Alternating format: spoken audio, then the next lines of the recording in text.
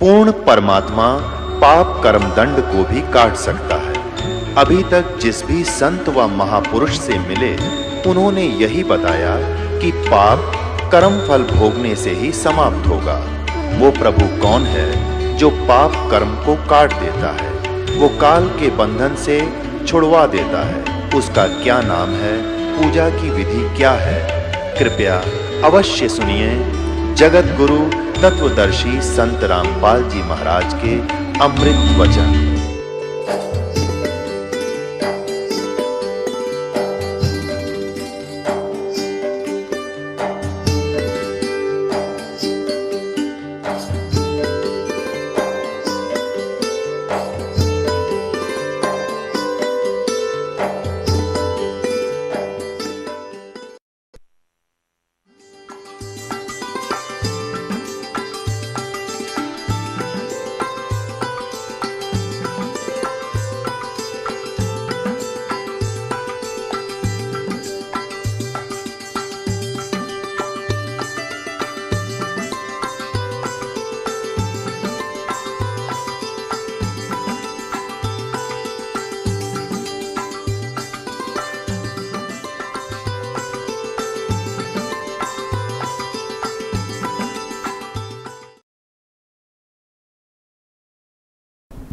तब परमात्मा ने कहा कि धर्मदास तू अंधा मत हो, यदि ये ज्ञान और ये नाम आपने इनको बता दिया, आने वाले समय में तेरे इस पंथ में तेरे वंशजों को काल ठगेगा और इनको भ्रमित कर लेगा, अपने दूत भेजेगा। उन दूतों को ये हाथ लग गए मूल मंत्र तो बिचली पीढ़ी मैं सबको पार करूँगा विश्व को, तो ये पार नहीं हो पाओगे भाई। मेरा मिशन खराब हो जाएगा, मेरा सारा दाव नष्ट हो जाएगा जो मैं लगाना चाहता हूँ। तो धर्मदास मेरी लाख दुहाई और ये सार शब्द की तो बाहर ना जाई। अब धर्मदास जी बहुत दुखी हो गया। परमात्मा ने सोचा यूँ काम बिगाड़ेगा, यूँ डोबेगा, कहानी मेरी बनी बनाई। तो परमात्मा ने प्रेरणा की उस दिन, उसके अंदर प्रेरणा की और उसने कहा कि भगवान मैं बहुत अंधा हो चुका हूँ, वो बस मेरे बस की बात नहीं रही। परमात्मा बोल मुझे सतलोक भेज दो भगवान, मुझे सतलोक व धुन लगा दी दाता ने, अब चल तुझे सतलोक भेजते हैं।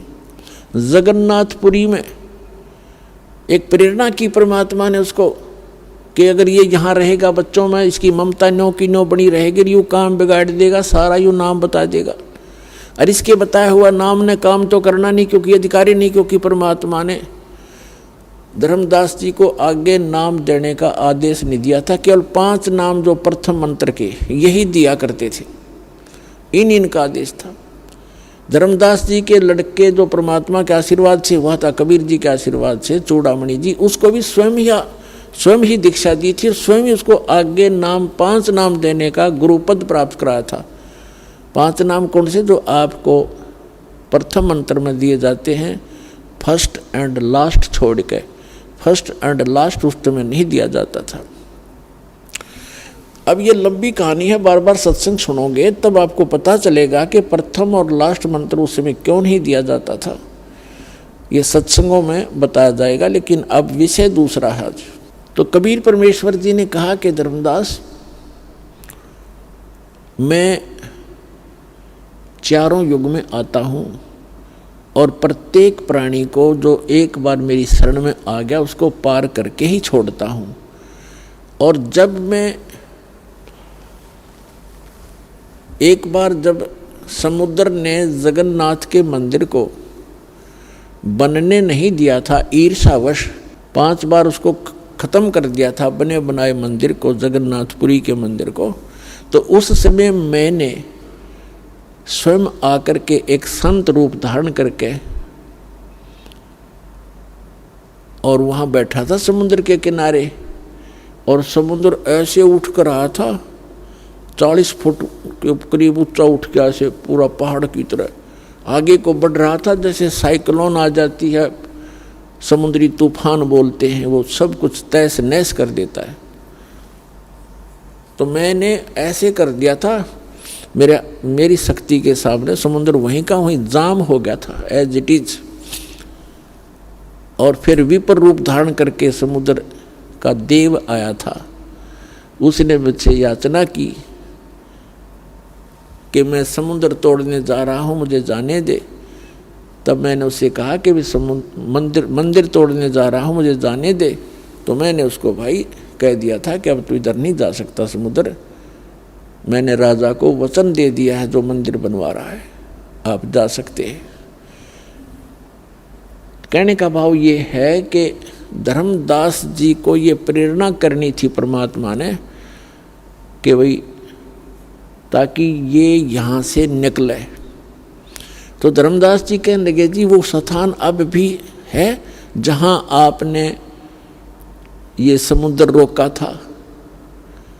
परमात्मा ने कहा कि हाँ अब भी है, मैं देखना चाहता हूँ महाराज, मुझे दिखा दो। परमात्मा चाहो थे कि यहाँ से निकले इस गंध से। अब वहाँ जाने में यानी बांधवगढ़ से और उड़ीसा जाने के लिए चल पड़े, 3-4 दिन में पहुँचे, जा कर के पैदल चल पड़े।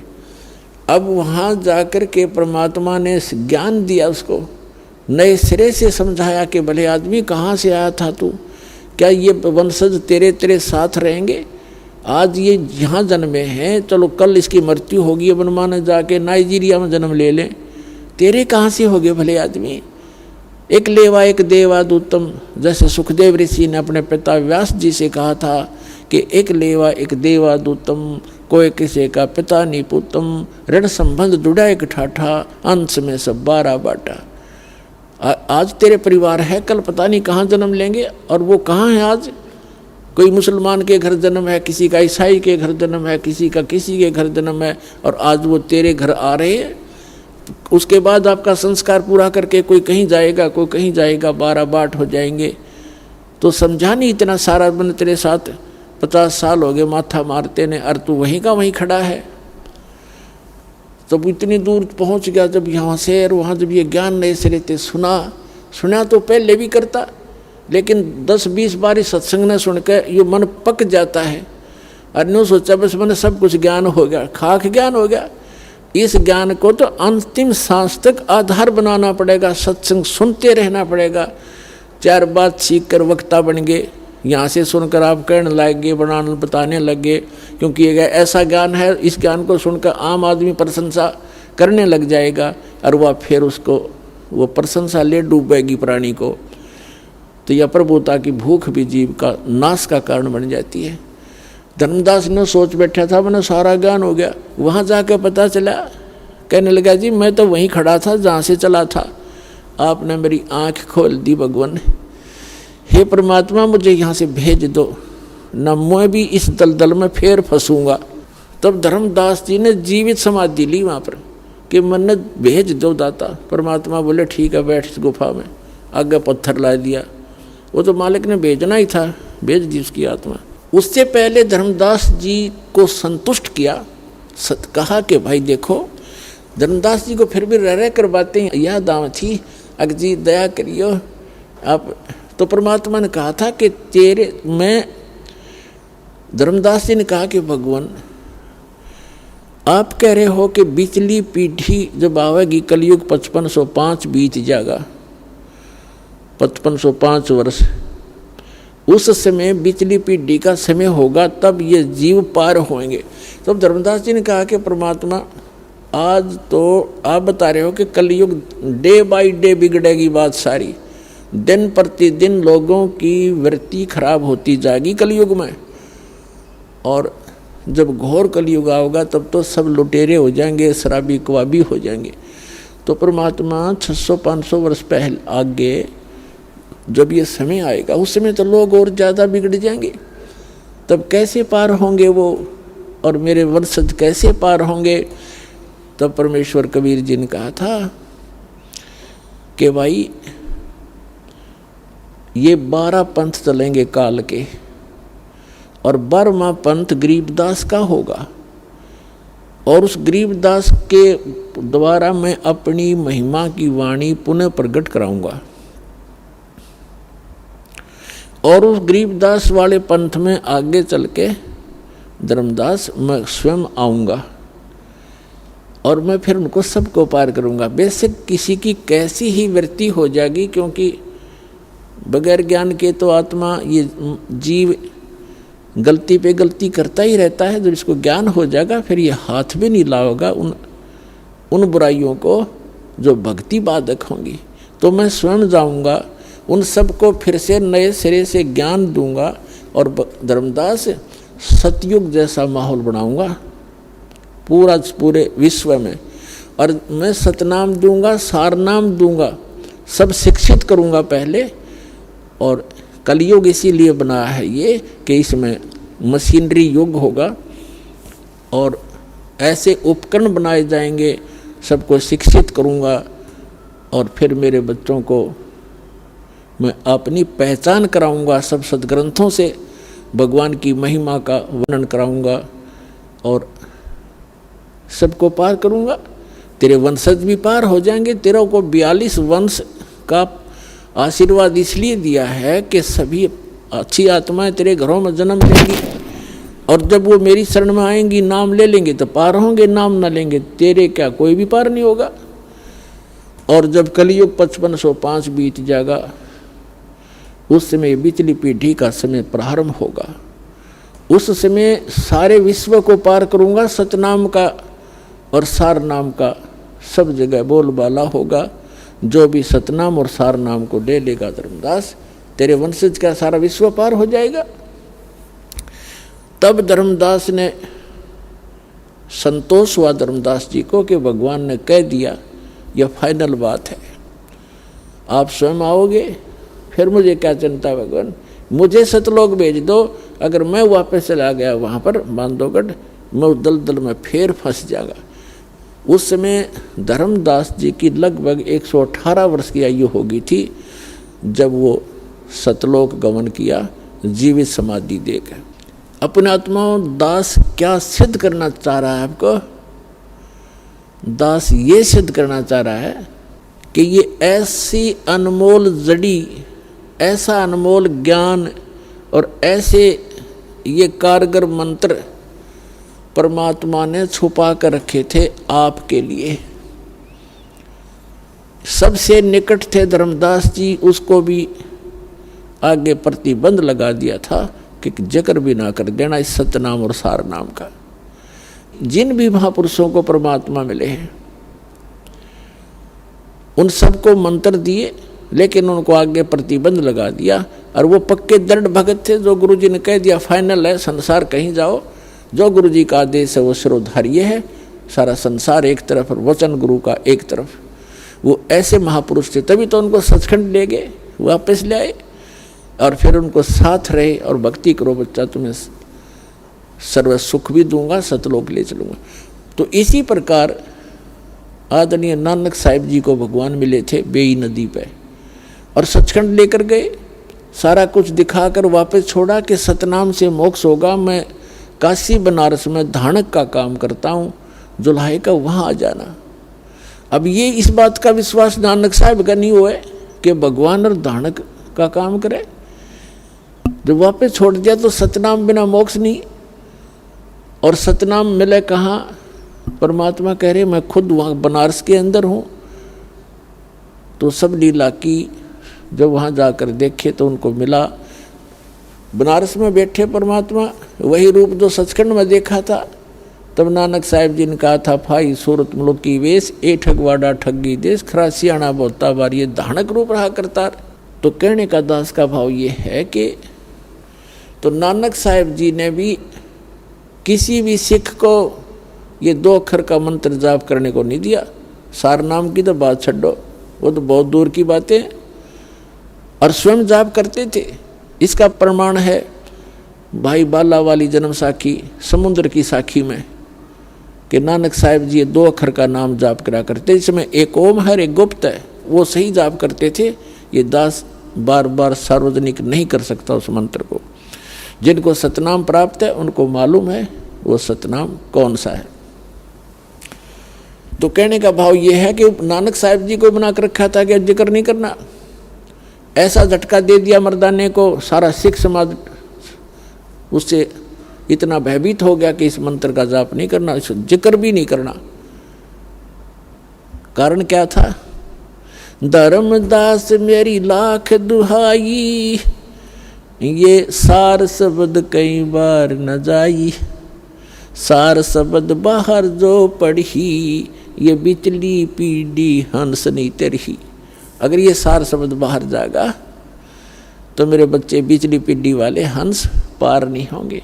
तो पुण्यात्माओं, ये सारा खाड़ा आपके लिए हो रहा था। धन है आपके माता पिता जिनसे जन्म हुआ, ऐसे प्राइम टाइम में आपका मनुष्य जीवन स्त्री और पुरुष का। और सबसे पुण्यात्मा जो सतलोकाश्रम बरवाला तक पहुंच रहे हैं, किसी भी मीडिया से, चाहे कोई किताब पढ़ के, कोई सीडी सुन के, क्या या किसी बहन भाई से प्रेरित होकर के, चाहे कोई ये देखने भी आ जाता है कि देखता हूँ पहली बार वहाँ क्या है, ऐसे बहुत से भगत परमात्मा के हंस इसी प्रेरणा से आए कि देख लेंगे, चल देखते हैं तुम्हारे गुरु जी का आश्रम देख के आते हैं। जब ज्ञान सुनते हैं, सबको भूख है भगवान की, सबको चाह है उस परम पिता की, ये भूल पड़ी हुई है संसार के, आत्मा जाग जाती है और नाम लेकर जाते हैं।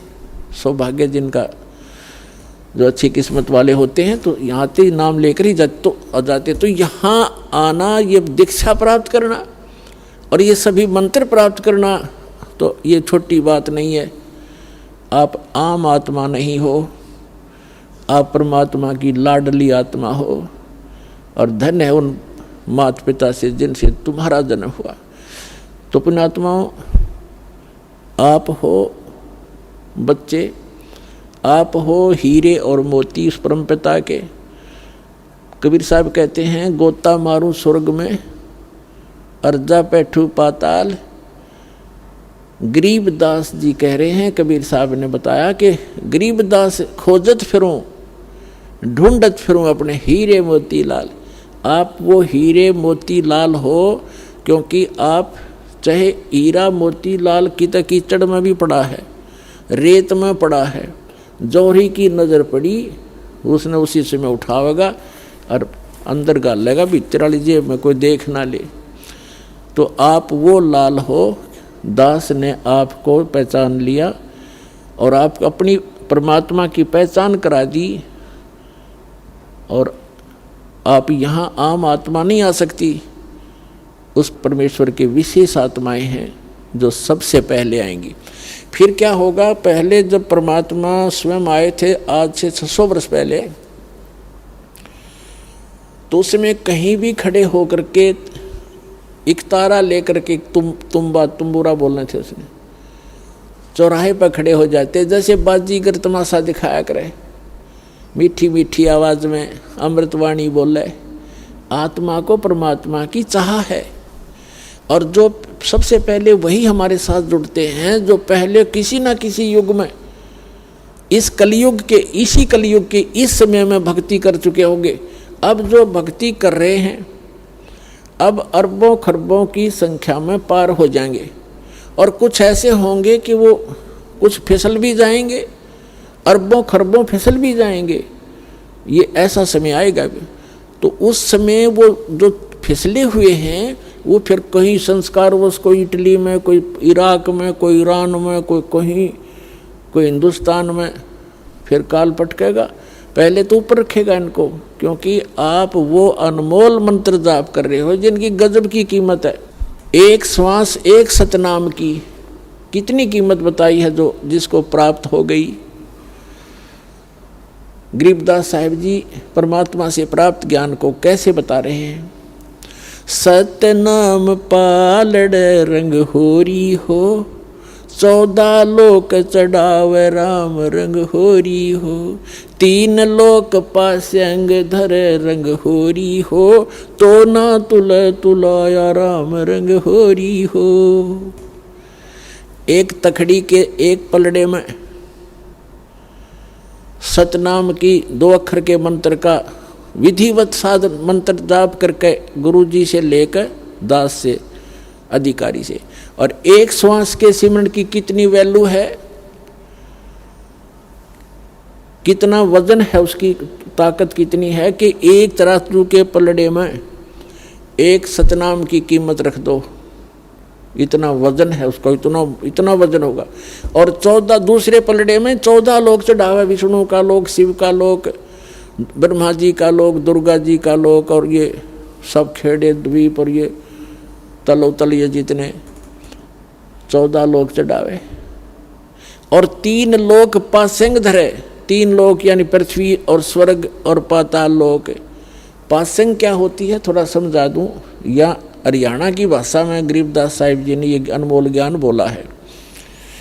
पासिंग क्या होती है, दास का जन्म एक किसान परिवार में हुआ। हमारे घर पर ये व्यापारी लोग गेहूं, चना, बाजरा मोल लेने आते थे, तो वो देसी तखड़ियाँ होती थी, पहले हाथ से पकड़ कर तोला करते थे। उस ऐसे लटक जा, उसको ऊपर पकड़ने का एक रस्सी सी बांध रखी होती थी सेंटर में, दोनों तरफ पलड़े लटक रहे होते थे।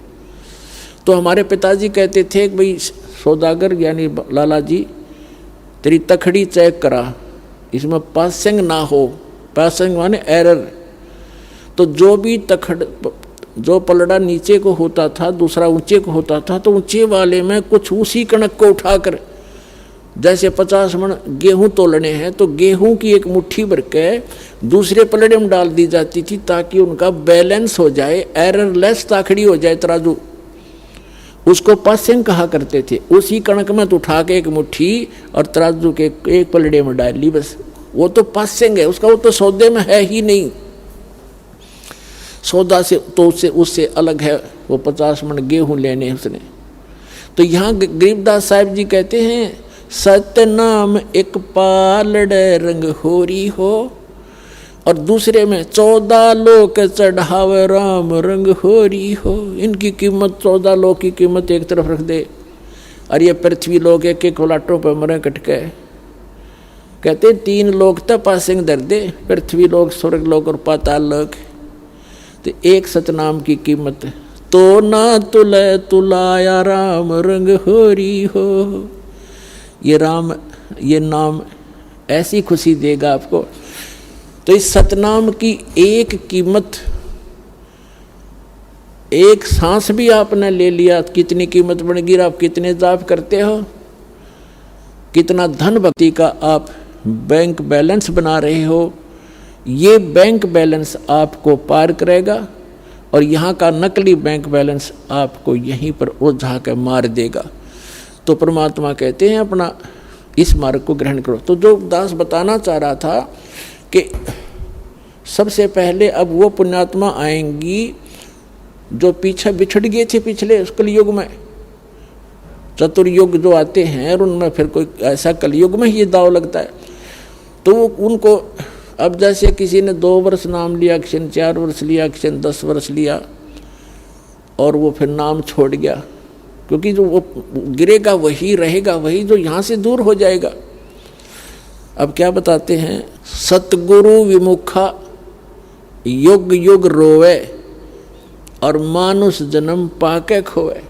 सतगुरु का नाम ले लिया सच्चे गुरु से, और फिर उससे विमुख हो गया, छोड़ गया किसी भी अपनी गलती से, या कोई उसमें दोष आ गया, कोई पाप कर्म अड़ गया, तो कहते सतगुरु विमुखा युग युग रोवे, और मानुष जन्म पाके खोए।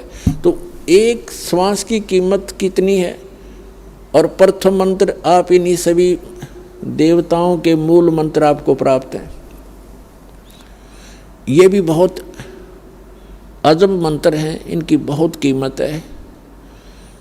तो फिर ये काल क्या करेगा, आपको कैसे नचाएगा।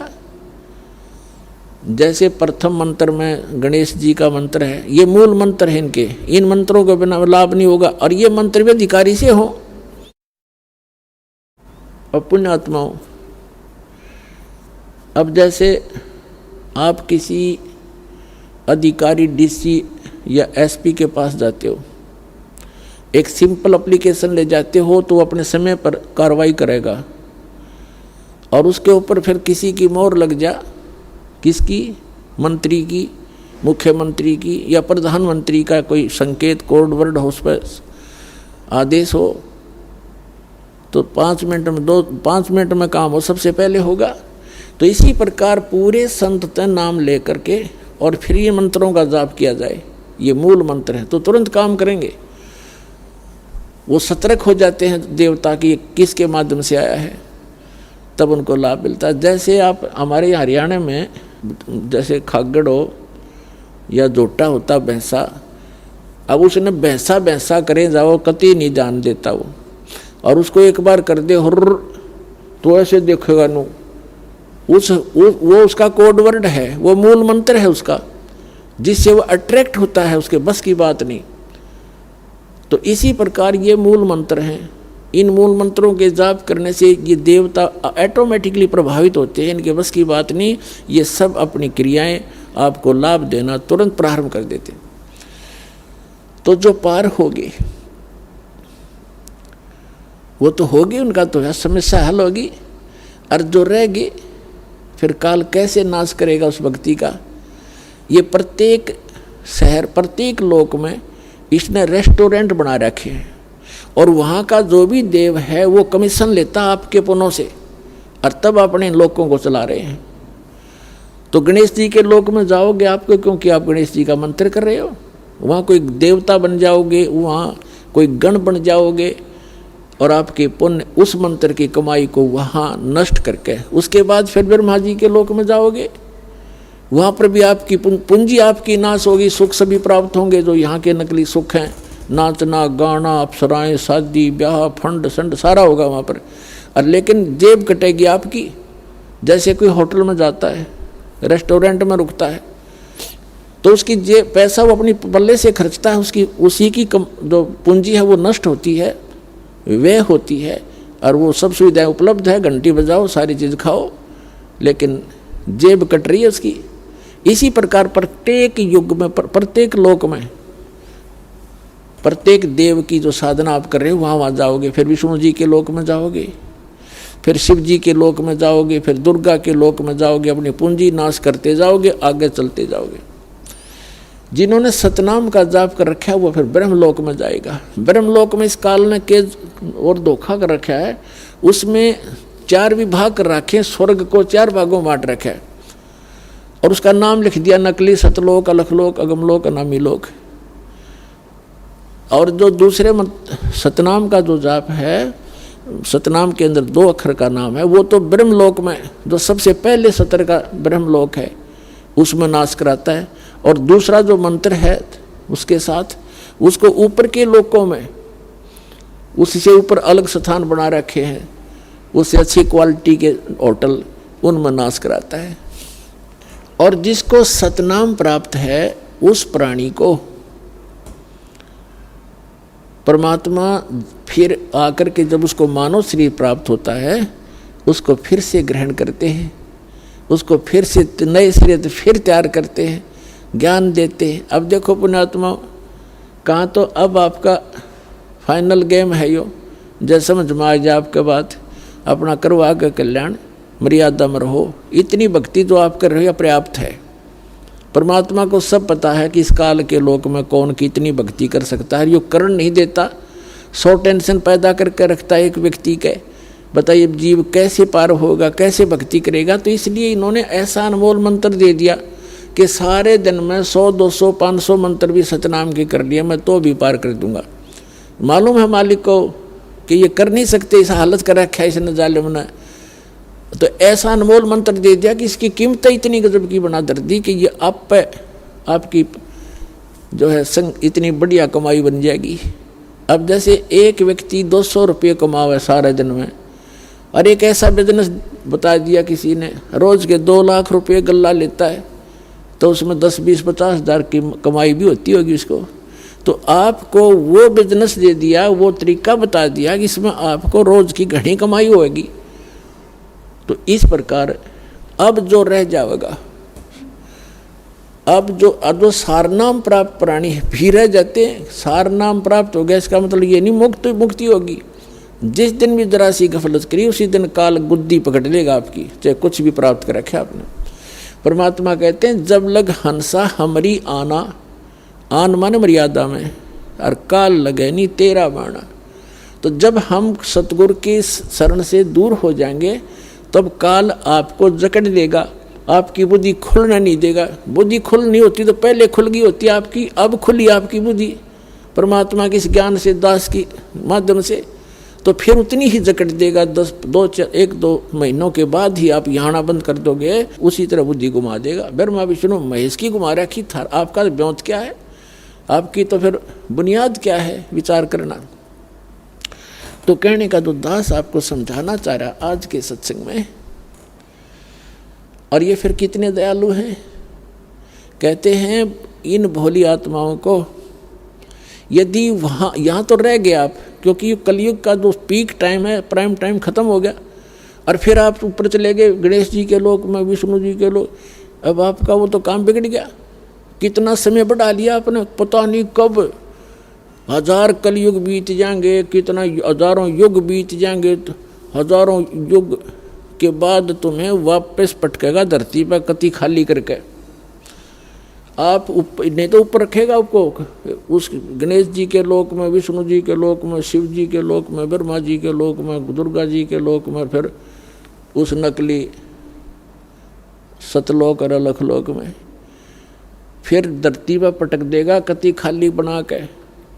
और फिर यहाँ मनमाना पृथ्वी का राजा हो जाए, इतनी कीमत फिर भी रह जाएगी आपकी। राजा बन का आपको पता है यहाँ कितने पाप इकट्ठे करता है, सारा दिन बुरे करना, बकवाद करना, रानियाँ बना लेना, और फिर शिकार खेलन जाना, जीव हिंसा करना, कति फुड़वा देता कर्मों को, और फिर पटक देगा गधा बना के। फिर पता नहीं कब मनुष्य जीवन मिलेगा, कब जाकर आपको ये समय मिलेगा जो आज है।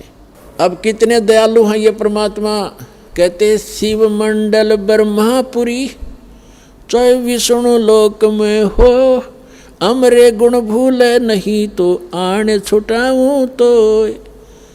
हमारे इस ज्ञान को, हमारे गुणों को, हमारे अंदर क्या महिमा, मेरी महिमा को नहीं भूलेगा।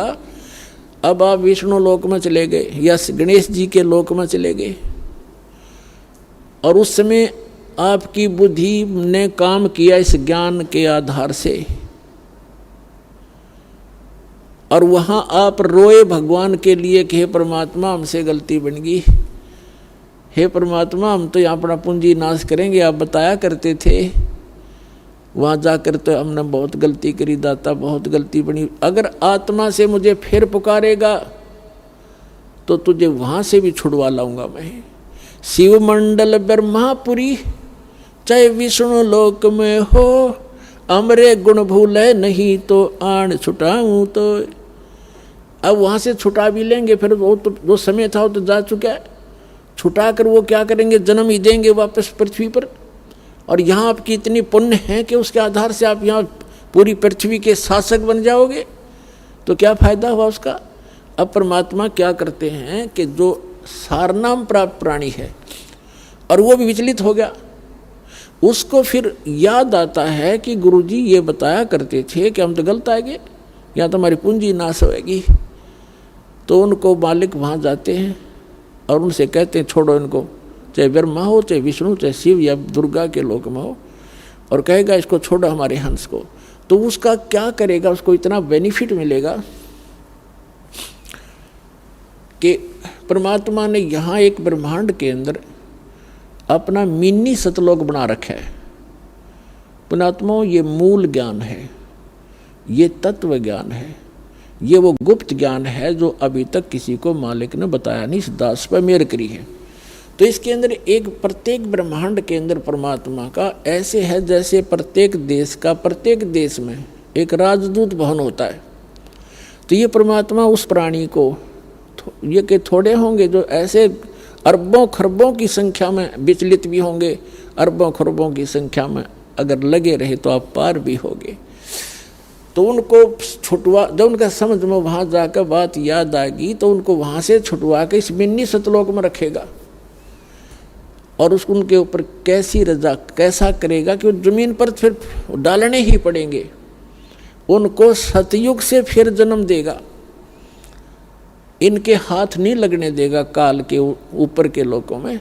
तो सतयुग में जो अच्छी आत्माएं, जैसे आप देखते हो सतयुग के अंदर, सतयुग कैसे आएगा, कलयुग कब नष्ट होगा, 43,20,000 टोटल समय है 4 युगों का, और 4,32,000 समय है इस कलयुग का।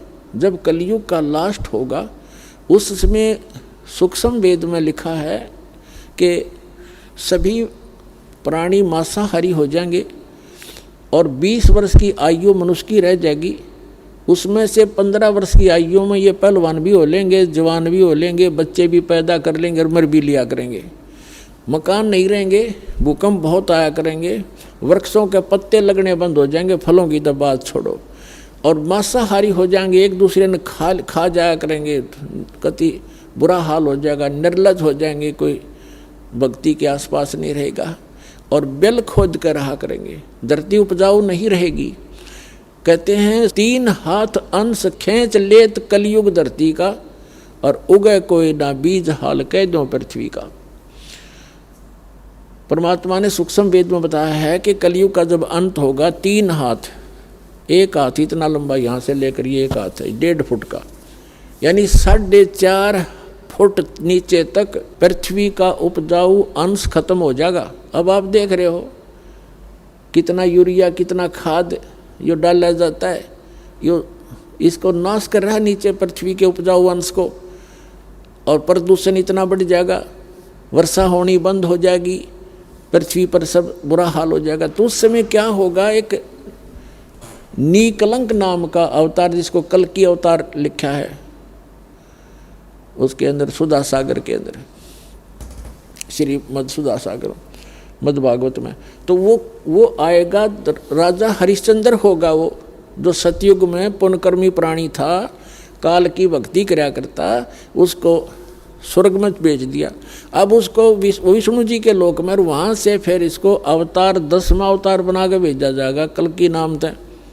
अब उसके कर्म बिगड़वा होगा काल, तो उस समय उन सभी कृतघ्नी प्राणियों को, कलयुग के अंत वालों को नू काटेगा, जैसे कसाई काटा बकरों को, सबको मारेगा, केवल उनको छोड़ेगा जिसकी थोड़ी बहुत भी आस्था उस समय भक्ति की होगी। उस समय क्या होगा कि सब 1.5 फुट के 2 फुट की कद हो जाएगा, सब इससे ऊपर नहीं रहेगा, 1.5 या 2 फुट का कद होगा। 5 वर्ष की लड़की का विवाह हो जाया करेगा, और 5 वर्ष की लड़की के बालक होने लग जाएंगे। फिर वह कद कितना, 1.5 फुट का, वो बच्चे कितने होंगे 6 इंच के। तो इस प्रकार वो कलयुग का अंत होगा। उसमें क्या होगा, क्योंकि एक तो संसारिक लोगों के किस्मत के आधार से वर्षा होती है, उनके पुण्यों के आधार से, फिर परमात्मा अपने हिसाब से सृष्टि क्रम को चेंज करते समय इतनी ज़बरदस्त वर्षा होगी, पृथ्वी के ऊपर कई फुट, 20-20, 30-30 फुट पानी खड़ा हो जाएगा पूरी पृथ्वी पर, और जो वहाँ व्यक्ति बचे हुए होंगे वो ऊपर के पहाड़ी क्षेत्र में चले जाएंगे, ऊंचे स्थानों पर।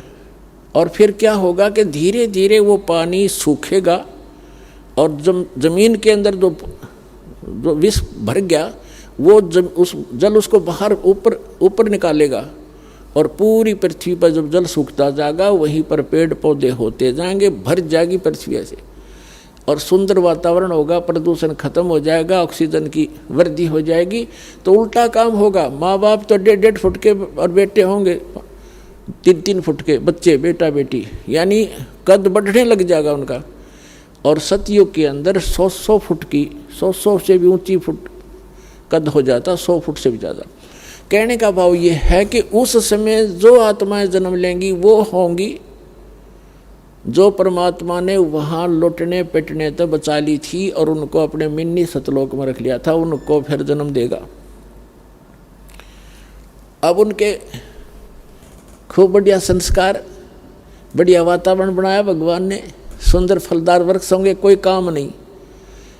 आजकल जो गेहूँ, कणक, बाजरा, ज्वार बहुत अच्छे, उस समय तो ऐसे खड़े रहा करेंगे, बस जाओ और ऐसे इकट्ठे करो, झाड़ो, जितना चाहिए तोड़ लिया और खाओ। जैसे वन से बाग से फल ले आकर तोड़ गए, ऐसे गेहूँ जितना भी ये कणक है खाने पीने की सामग्री, ये सब ऐसे भरी रहा करेगी, काम नहीं। और फिर वो क्या करा करेंगे, काल तो इनके पीछे लगा रहता है कि इनको पता नहीं लगे, भक्ति का भ्रमित करवाता है मनु बना के, मनु जी वो गलत ज्ञान भरवाता है। और फिर ये सभी उसी आधार से भक्ति भी करते हैं, समाधि भी लगाते हैं, क्योंकि उन्होंने भक्ति कर रखी पहले सतयुग कलयुग में। अब भक्ति बिना नहीं रह सकते। प्रत्येक प्राणी सतयुग में साधना करता है, समाधिस्थ हो जाता है, सारा सुख होता है, शरीर भी स्वस्थ होता है, कोई कष्ट नहीं होता, मानसिक परेशानी नहीं होती। तो उस समय इनको भक्ति मार्ग पर लगाना बड़ा कठिन हो जाता है। तब काल ने परमात्मा से कहा था कि 3 युगों में जीव कम ले जाना, और चौथा युग जब कलयुग आवे तब तो शरण जीव हो जावे। काल ने सोचा था 3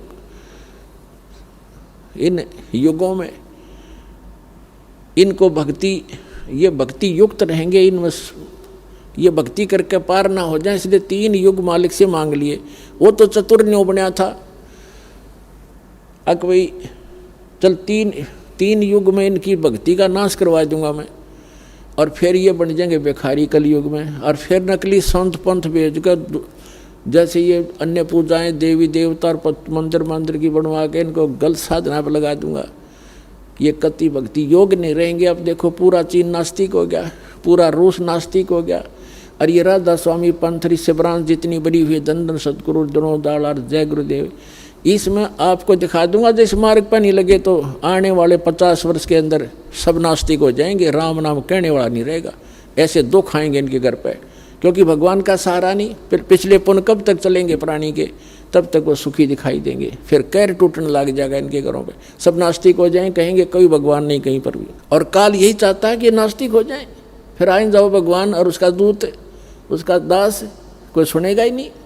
लेकिन भगवान ने पता था कि सतयुग त्रेता द्वापर में इनको सारे सुख होंगे, और ये भक्ति नहीं कर सकते मेरे वाली, इसलिए फरी छोड़ देता। ठीक है भाई, इन 3 युगों में ना ले जाऊंगा मैं, कल युग में ले जाऊंगा। अब देखो यहाँ कितने दुखी आते हैं, पुण्य खत्म हो लिए, पाप का दौर शुरू हो गया। वो नकली संतों से, नकली साधनाओं से कोई आगे लाभ चारदर लगा नहीं, तो दुख दुखाने थे। तो परमात्मा को पता था ये मुझे तभी चाहेंगे जब ये महादुखी हो जाएंगे, जब तक इनको सुख है ये कोसों दूर रहते मेरे से। अब उन आत्माओं का जन्म होगा सतयुग में, जो दास आपको बता रहे हैं। लेकिन कितना लंबा काम बढ़ा दिया उन्होंने। अब फिर सतयुग में समझे नहीं क्यों, सब सुखी, फिर स्वदेशी बन जाएंगे, पाक जाएंगे, उनमें सिद्धियाँ होती हैं, थोड़ी भक्ति से उनमें सिद्धियाँ आ जाएंगी। अगस्त ऋषि ने 7 समुद्र पी लिए एक घूंट में, और प्रभु पाक गया। आज तक गुण गाए जाते हैं, खा खाइए फिर क्या हो गया मोक्ष उसका, एक 7 समुद्र पीने की सिद्धि बनाने से, प्राप्त कर लेने से। तो काल ऐसे डिलेड हुआता है। तो कहने का भाव ये दास का कि साथ साथ फिर अन्य नई जनरेशन, नए भी संस्कार वश उत्पन्न होते रहते हैं। तो जब परमात्मा आते कलयुग में आए, कहीं भी खड़े होकर के तंबूरा लेकर के चौराहे पर अपनी प्यारी भाषा बोलने लगे, वहाँ पर 150-200 व्यक्ति इकट्ठे हो जाते, 10-20 घंटा, आध घंटा अपना विचार करते। वहाँ ये वाणी बोलिया करते भगवान जो सुख संवेद की है। मानुष जन्म पाया कर नहीं रट हरि नाम, जैसे कुआं जल बिना भाई बनवाया क्या काम। सर्व सोने की लंका थी वो रावण से रणधीरम, एक पलक में राज विराजी जम के पड़े जंजीरम। मन तू सुख के सागर बसरे भाई और न ऐसा यसरे। अब ये बाणी रात्मा के सीधी जाकर लगे तो वहाँ बैठे भगत, उनमें से 20, 30, 50 आकर चरणों में बैठ जाते, हे भगवान हमें को दीक्षा दो, को रास्ता बताओ। तो इस प्रकार परमात्मा के 64 लाख शिष्य हो गए थे। 64 लाख उस समय, आज से 600 वर्ष पहले, और उनको सुख दिए। फिर उनको ये प्रथम मंत्र के 5 नाम दिया करते थे दाता। इन 5 नामों का गाटा जोड़ दिया इन दूसरे पंथ नकलिया ने। इनके ये 5 नाम बिना समझ में आए, रंकार ओंकार ज्योत स्वरूपी निरंजन सतनाम और फलाना नाम वट देने लगे। तो भाई पूरे ग्रुप ने बात बना नहीं।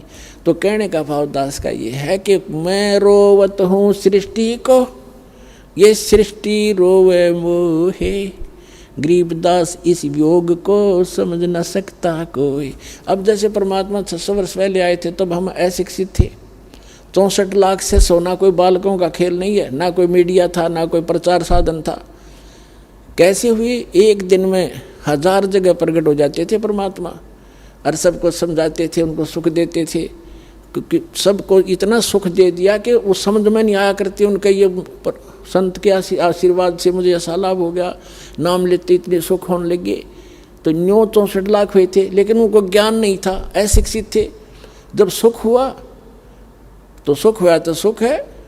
फिर कोई भी आ गया, अरे ये क्या, ये तो क्या जाने भगवान के बारे में, अशिक्षित है, दुल्हा है, ऐसा है, छोटी जाति का है। तो कुछ सुख होते ही ये आत्मा, ये काल, इसका दाव लगता है।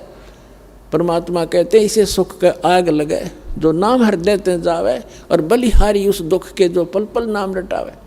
वो सुख भी हमारे लिए हमारा दुश्मन बन जाता है, जो उस सुख की हमें जरूरत नहीं। भगवान जो आपसे दूर करे, इतना कष्ट दिए रखना दाता, तेरी याद बनी रहे, हमें समझाना चाहते हैं परमात्मा। और फिर क्या बताते हैं कि ज्ञान संपूर्ण हुआ नहीं, हृदय नहीं छदावे, और देखा देखी भक्ति का रंग नहीं ठहरावे। तो 64 लाख से सो गए, सबका सुख हुए और गुण गावे, क्योंकि भगवान आ रहे हैं भाई। एक बार नाम दिया था, आशीर्वाद दिया था, ये सुख हो गया, 100 बतावें। और परमात्मा ने एक लीला करी थी कि इनको परख के देखूं ये ज्ञान से लगे हैं या केवल वैसे मेरे पीछे पड़े हुए हैं। एक लीला की थी एक दिन, वो लंबा समय है, फिर बताएंगे। और एक लीला की थी दाता ने, एक, क्योंकि लंबी कहानी है। एक दिन सत्संग कर रहे थे परमात्मा, क्योंकि दिन में धंधा करा करते, रात में सत्संग करा करते कि भी तुम भी फ्री, मैं भी फ्री। दिन में अपना काल की तुम ये पेट की निर्वाह कर लिया करो। तो रात को सत्संग कर रहे थे। एक वैश्या का मकान था नियर बाई, आसपास कहीं। रात के मौसम सुहाना मौसम था, रात का शांत मौसम था। मालिक, वो तो लीला थी, अपनी आत्मा कहीं भी गर्त में पड़ी है, उसको उठाना ही था। अब वो बैठ गई झांकी में अपने मकान के, और मालिक सत्संग सुना रहा था। भाई ऐसा पाप लगता है, ऐसा मनुष्य जीवन बड़ी मुश्किल से मिलता है, परमात्मा की भक्ति नहीं करता, उनका विनाश हो जाता है, आगे पशु बनते हैं, पक्षी बनते हैं, बुराई करना नहीं चाहिए। सत्संग सुनाया। वह पुण्यात्मा थी, बेटी का कलजा भराया कि मन तक घोर पाप कमा लिया, सारी उम्र को शुभ नहीं बना मेरे से।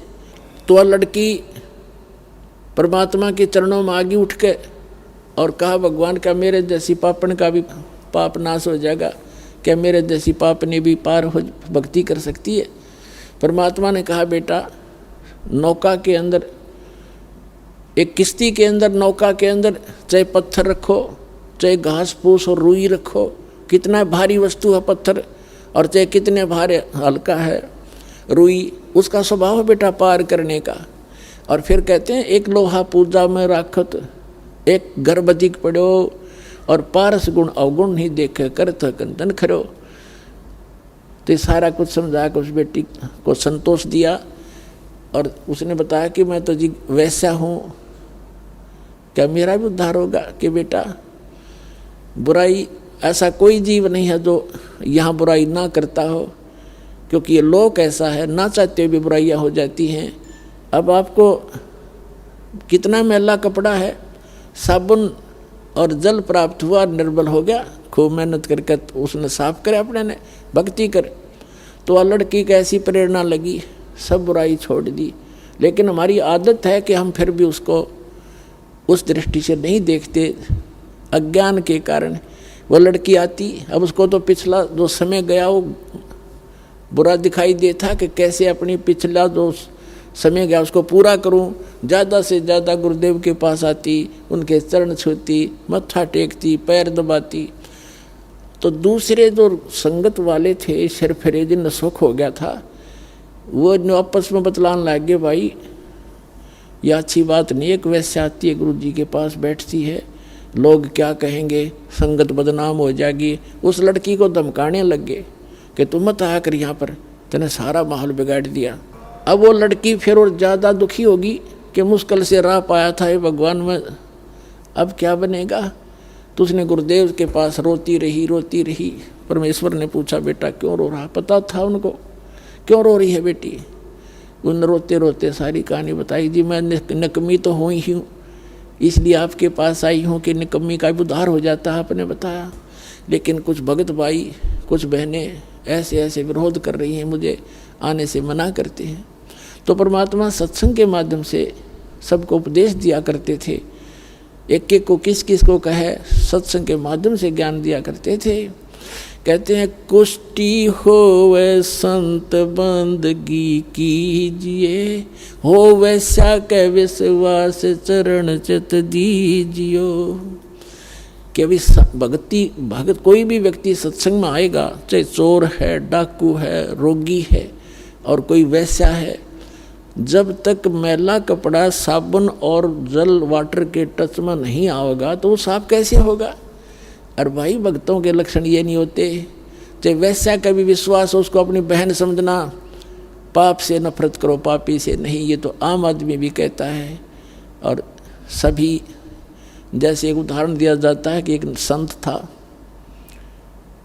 और वो बहुत प्रसिद्ध था, उसको पता था कि उसकी वचन में बहुत शक्ति है, वो कुछ कह देता हुआ पार हो जाती है। तो कहीं से जा रहा था, एक लड़की को पीट रहे थे गांव वाले। उसने पूछा भी क्यों मार रहे हो इस बेटी को। गांव वालों ने बताया कि ये व्यभिचारिणी है, ये पापिनी है, अपराधी है, ऐसे करती है। संत बोले भी रुक जाओ, सजा मैं बताऊंगा, ऐसे देंगे कि पत्थर उठाओ सभी और सब मारेंगे इसको। पर वो पत्थर मारना जिसने ये पाप ना कराया हो वैसा, नहीं तो यही खत्म हो जाओगे।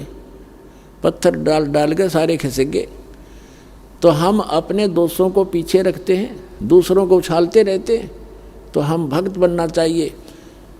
अब कुछ दिन तो शांत हुए, फिर धीरे धीरे बकवाद करने लगे कि भी अच्छा नहीं लगता। तो परमात्मा ने देखना था कि ये भक्त नहीं है जब गुरु की आज्ञा पालन नहीं कर रहे। जब तक मैं भगवान था, जब इनका सौ सुख हुआ करते थे, अब देखते हैं इनको क्या होगा। तो एक दिन परमात्मा ने कहा कि ला इसका पक्का काम कर दूं, इनको देख लेता हूँ कितने भक्त हैं कितने अभक्त हैं। उस लड़की से कहा वैसा से कि बेटा कल तू पूरा हार श्रृंगार करके सब आभूषण जो भी तेरे पास है पहन के आ जा। अच्छा पिताजी। रविदास जी कबीर परमेश्वर के साथ ज़्यादा रहते थे। रविदास जी से कहा कि एक हाथी ला कर आए पे। हाथी ले आकर आए रविदास जी। एक परमात्मा ने गंगा जल भर लिया बोतल में कबीर जी ने, और लड़की को बिठा लिया बीच में, पीछा बैठ के आगे।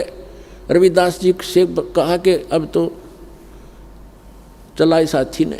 अब उस लड़की के हाथ धर लिया कंधे पे और बोतल गंगा जल भर के तेरी नो पीवे, और ऐसे मस्ती होकर बीच बाजार से निकाल दिया, काशी के बाजार में से निकाल दी वो सारा झांकी।